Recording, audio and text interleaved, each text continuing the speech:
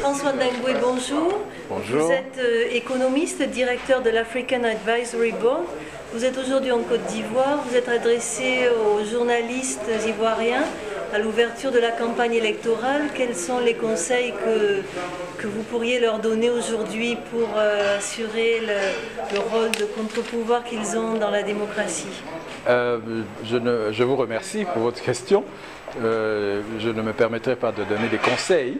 Je ne suis pas un conseiller, juste des suggestions. Et aujourd'hui, c'est comme vous venez de dire, c'est un jour quand même historique, puisque c'est le déclenchement, le jour de démarrage de la campagne officielle électorale. Et Audace Institut, qui travaille pour les libertés et pour le renforcement des libertés, a eu l'idée d'organiser cette rencontre avec des journalistes, une rencontre d'échange. Alors, au niveau des suggestions, la suggestion de base, c'est de ce que je dis être la dévotion à la vérité. Les journalistes doivent rester fidèles à la vérité et raconter ce qui se passe, parce que de leur fonction, de leur capacité à remplir leur fonction, dépend la sauvegarde et le renforcement des libertés en Côte d'Ivoire, et c'est ce que nous souhaitons tous.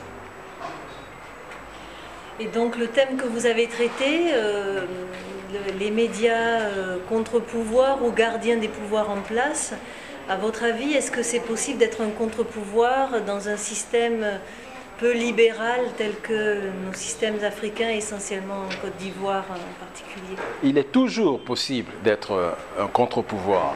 Et dans le cas particulier de la Côte d'Ivoire, où nous avons un interstice, une fenêtre qui vient d'être ouverte, une fenêtre, un interstice de liberté, les journalistes doivent s'y engouffrer pour ouvrir encore plus, pour qu'on ait de grandes portes d'ouverture de liberté.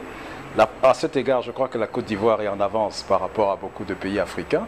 Et donc, il est possible aux journalistes de Côte d'Ivoire d'exercer leurs fonctions dans le cadre du renforcement de la liberté et du renforcement du rôle de contre-pouvoir.